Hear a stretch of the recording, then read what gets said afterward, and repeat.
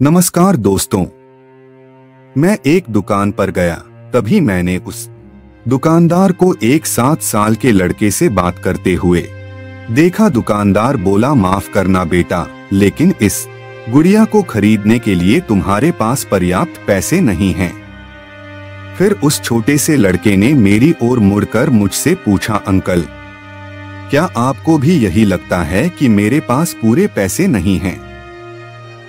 मैंने उसके पैसे गिने और उससे कहा, हाँ बेटे, यह सच है कि तुम्हारे पास इस गुड़िया को खरीदने के लिए पूरे पैसे नहीं हैं।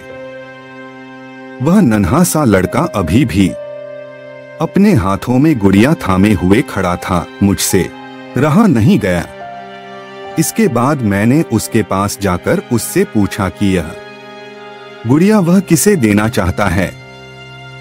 इस पर उसने उत्तर दिया, अपनी बहन को उसके जन्मदिन पर देना चाहता है। यह गुड़िया पहले मुझे मेरी मम्मी को देना है, जो कि बाद में जाकर मेरी बहन को दे देंगी। यह कहते कहते उसकी आंखें नम हो आईं। मेरी बहन भगवान के घर गई है और मेरे पापा कहते हैं कि मेरी मम्मी भी जल्दी ही भगवान से मिलने जाने वाली हैं। तो मैंने सोचा कि क्यों ना वो इस गुड़िया को अपने साथ ले जाकर मेरी बहन को दे दें। मेरा दिल धक सा रह गया था।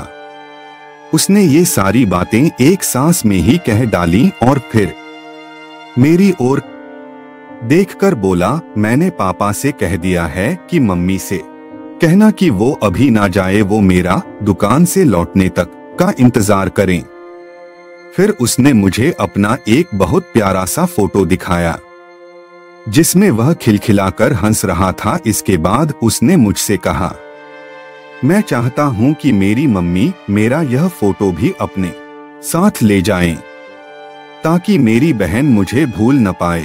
मैं अपनी मम्मी से बहुत प्यार करता हूं और मुझे नहीं लगता कि मम्मी मुझे छोड़कर जाएंगी, पर पापा कहते हैं कि उन्हें तुम्हारे छोटी बहन के साथ रहने के लिए जाना ही पड़ेगा।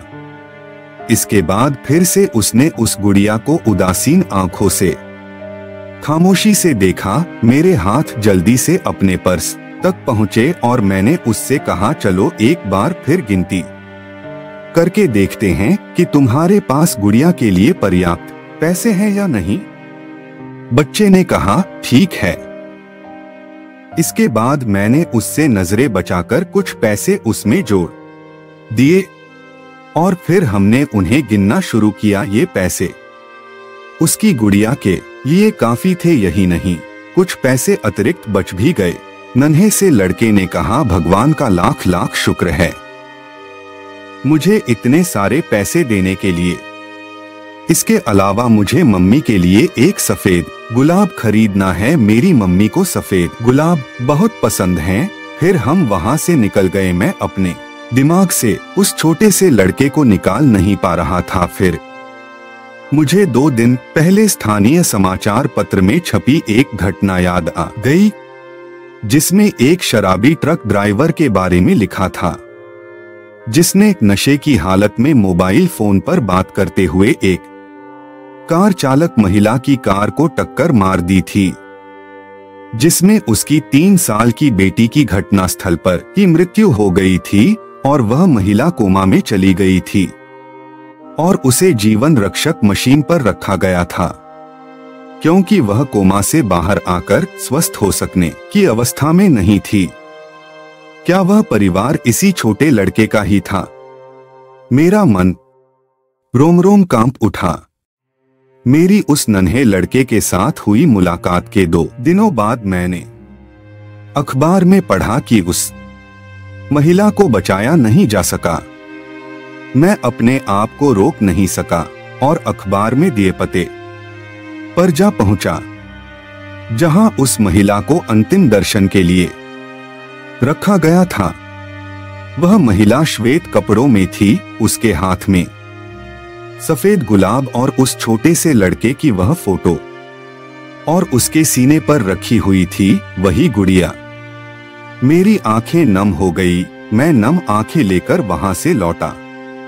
उस नन्हे से लड़के का अपनी माँ और उसकी बहन के लिए जो प्यार था वह शब्दों में बयान करना मुश्किल है, और ऐसे में एक शराबी चालक ने अपनी घोर लापरवाही से क्षण भर में उस लड़के से उसका सब कुछ छीन लिया था।